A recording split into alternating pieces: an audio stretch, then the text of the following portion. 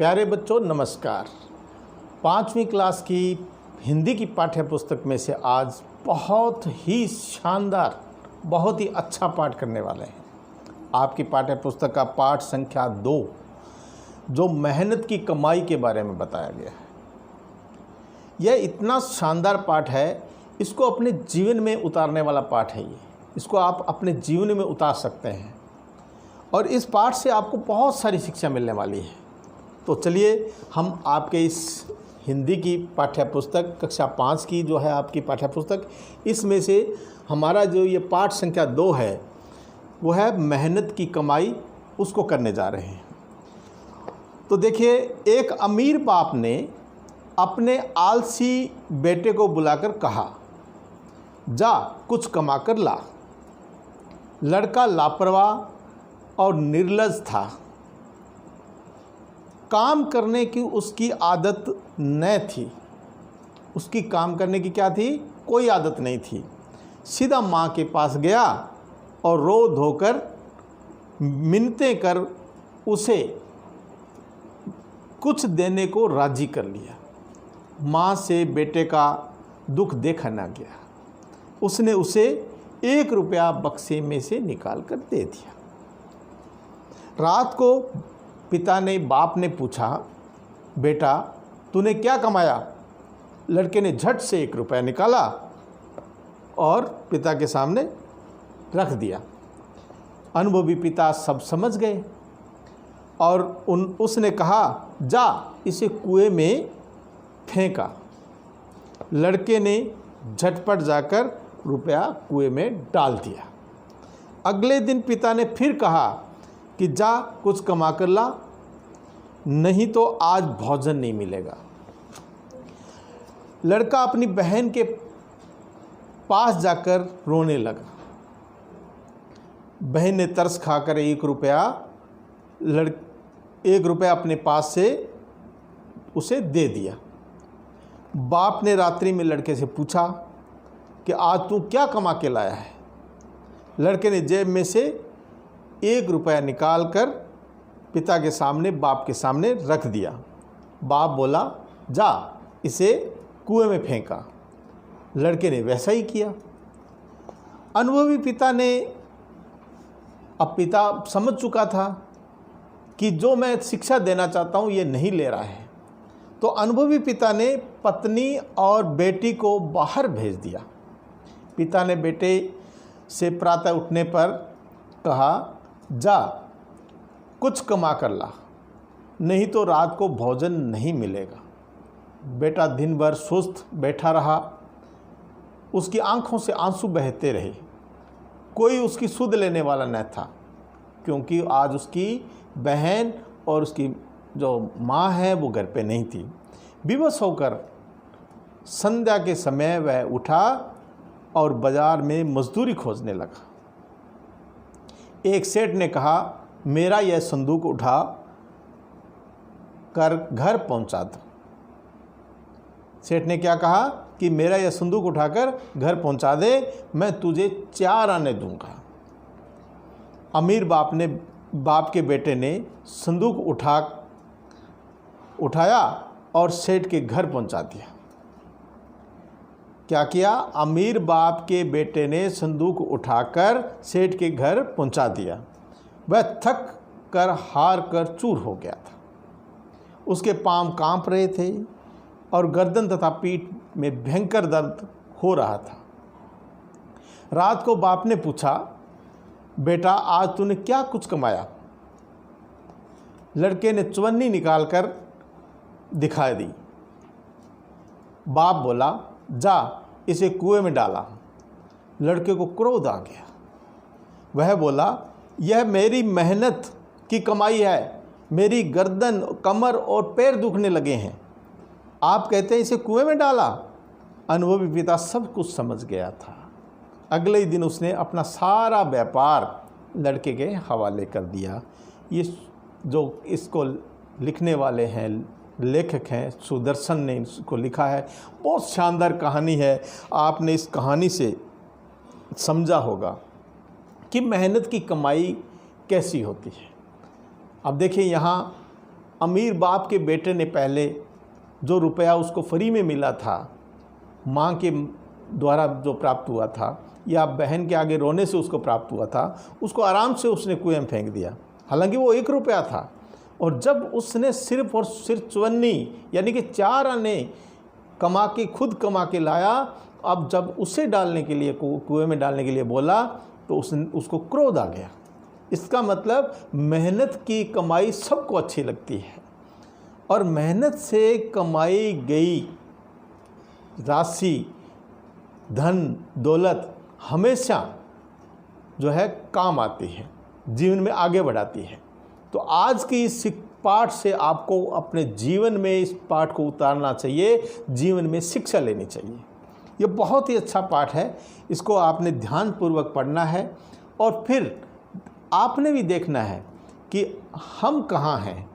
क्या हम ऐसी कोई गलती तो नहीं कर रहे कि अपने माता पिता का जो कमाई है उसको कहीं ख़राब कर रहे हैं? हमने भी इससे शिक्षा लेनी चाहिए। तो यहाँ कुछ शब्दार्थ दिए हैं, वो करेंगे हम, क्योंकि ये बहुत छोटी सी कहानी थी, तो हम प्रश्नोत्तर भी कर रहे हैं और शब्दार्थ भी कर रहे हैं। तो देखिए इधर, लापरवाह किसको कहते हैं? असावधान, बेफिक्र, जिसको कोई फिक्र ना हो। विवश, मजबूर, मिन्नत, विनती, झटपट, तुरंत फुरंत, जल्दी जल्दी, जिसको फटाफट कह देते हैं अपने। क्रोध में गुस्सा। मेहनत, परिश्रम। ये तमाम आपके क्या थे? शब्दार्थ थे जो इस पाठ में आपके आए हैं। अब यहाँ प्रश्नोत्तर हैं। देखिए, प्रश्नोत्तर में पूछा गया है कि पिता ने बेटे को बुलाकर क्या कहा। आपने पाठ में पढ़ा है कि पिता ने बेटे को बुलाकर कहा, जा कुछ कमा कर ला। आपने जैसा पिता ने कहा था वैसा का वैसा लिखना है। तो पिता ने बेटे को बुलाकर क्या कहा? जा कुछ कमा कर ला। बालक सरलता से 1 रुपया कुएं में क्यों फेंक देता था? तो इसका उत्तर आप जानते हैं, क्योंकि हमारे समझ में आ गया है क्यों फेंक देता था। तो इसको आप लिखेंगे कि बालक सरलता से 1 रुपया कुएं में इसलिए फेंक देता था क्योंकि वह उसकी खुद की कमाई का पैसा नहीं था, इसलिए उसको सरलता से फेंक देता था, उसकी कीमत नहीं समझता था। अब अगला प्रश्न है तीसरा, बालक ने अंतिम दिन चवन्नी कुएं में क्यों नहीं फेंकी? आपने पाठ में पढ़ा है, कहानी में पढ़ा है कि उसने चवन्नी नहीं फेंकी। क्यों नहीं फेंकी? कि उसकी वो खुद की गाड़ी कमाई थी। तो इसका उत्तर हम लिखेंगे, क्योंकि वह चवन्नी उसने मेहनत से कमाई थी, इसलिए उसने चवन्नी को कुएं में नहीं फेंका। इस तरह से आपके ये प्रश्न जो है पूरे हुए। अब है रिक्तस्थान। रिक्तस्थानों में आपके यहाँ 5 शब्द दिए हैं। देखिए यहाँ, क्रोध, दुखने, माँ, रोने, बेटी, ये शब्द कहाँ आएंगे? तो देखिए, बेटा के पास जाकर लगा, तो किसके पास जाकर क्या करने लगा? आप यहाँ लाइन आई है, आपने देखा होगा कि बेटा माँ के पास जाकर रोने, यहाँ रोने आएगा, इधर माँ आएगा, तो बेटा माँ के पास जाकर रोने लगा। पिता ने पत्नी और को बाहर भेज दिया। पिता ने किस किस को बाहर भेजा था? पत्नी और बेटी को, तो यहाँ बेटी आ जाएगा। फिर है लड़के को रिक्तस्थान आ गया। क्या आ गया? क्रोध आ गया, गुस्सा आ गया। फिर है मेरी गर्दन, कमर और पैर लगे हैं। क्या लगे हैं? दुखने लगे हैं। क्या? दर्द करने लगे हैं। तो यहाँ दुखने शब्द आया, तो यहाँ आएगा दुखने लगे हैं। इस तरह से अगला प्रश्न है, बालक अंतिम दिन मजदूरी करने पर क्यों विवश हुआ? क्यों विवश हुआ? जैसा आप जानते हैं कि पहले वो माँ से पैसे मांग रहा था, फिर बहन से पैसे मांगे, अब उसको कोई भी पैसे देने वाला नहीं दिख रहा था। वो बहुत ही मायूस हो गया था, क्योंकि अंतिम दिन घर में न तो उसकी माँ थी और न ही बहन थी, उसकी सुनने वाला कोई नहीं था। इसलिए उसको लगा कि अब मुझे कुछ करना चाहिए। तब कहीं जा कर के वह मजदूरी करने बाजार में गया। बालक ने 4 आने किस प्रकार कमाए? आपने कहानी में पढ़ा है कि बालक ने 4 आने एक सेठ के संदूकों को उसके घर तक पहुंचाकर कमाए। अब वह बेटा दिन भर सुस्त बैठा रहा, उसकी आंखों से आंसू बहते रहे। बेटा उदास क्यों बैठा था? जैसा कि आप जानते हैं कि आज उसे पैसे देने के लिए, पिता की आज्ञा का पालन करने के लिए, जो पैसा कमाना था उसके लिए सहयोग करने के लिए घर में कोई नहीं था। न तो घर पे माँ थी ना बहन थी। उसको डर लग रहा था कि आज मैं पिता को क्या दिखाऊंगा, क्या कमाऊंगा, कैसे करूंगा। तो इसलिए बेटा आलसी और कमज़ोर था। जब पहले 2 दिन पिता ने उसे कुछ कमाकर लाने को कहा तो उसने माँ से और बहन से पैसे लाकर दे दिए, लेकिन उस दिन माँ और बहन घर पर नहीं थी और वह मेहनत करना जानता नहीं था और ना ही चाहता था। वह उस दिन पैसा कहाँ से लाए, क्या काम करे, यही सोच कर वह दिन भर उदास बैठा रहा था। तो आपने ये प्रश्न देखा। अब सेठ की सूझबूझ ने बालक का जीवन बदल दिया। समझाइए कैसे? तो सेठ भी जानता था कि ये जो बालक है वह आलसी और कामचोर है और वह उसे मेहनत का सबक सिखाना चाहता था। अतः उसने उसे अपनी मेहनत से पैसा कमाने को कहा।